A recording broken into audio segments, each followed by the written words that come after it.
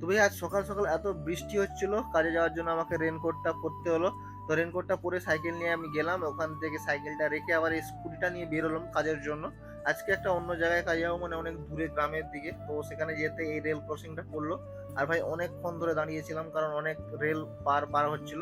তারপর বৃষ্টিটা থামলো, আর বৃষ্টিটা থামার পর ভাই আকাশটা দেখো, আকাশটা পুরো পরিষ্কার হয়ে গেছে আর মেঘগুলো পুরো ভেসে আছে। আর যেখানে কাজে গিয়েছিলাম সেখানে দেখো জঙ্গলটা দেখো ভাই, একদম মানে কি বলবো, মানে পুরো প্রকৃতি প্রকৃতি ভাই। এরকম একটা বড় মাঠ আছে, মাঠে খেলাধুলা হয়, এটা আলাদাই অনুভূতি। তারপর সেখান থেকে কাজ থেকে ফিরে আমি আমার অফিসে আসছি, আর অফিসে এসে ভাই আবার বৃষ্টি শুরু। তারপর আমি আবার বিকালে আরেক জায়গায় কাজ যাই, সেখানে গিয়েছিলাম আমি 8 ফ্লোরে। আর 8 ফ্লোর থেকে ভিউটা ভাই এরকম, ভাই মারাত্মক ভিউ লাগছিল বিকেল বেলায়। তারপর ওখান থেকে আমি ফিরতে ফিরতে আমার সন্ধে হয়ে যায়, আর সন্ধেবেলা তো আবার মেঘ করেছিল বৃষ্টি হবে বলে। তো তাড়াতাড়ি বাড়িতে এসে খাওয়া দাওয়া করে ভাই শুয়ে পড়ি। তো চলো।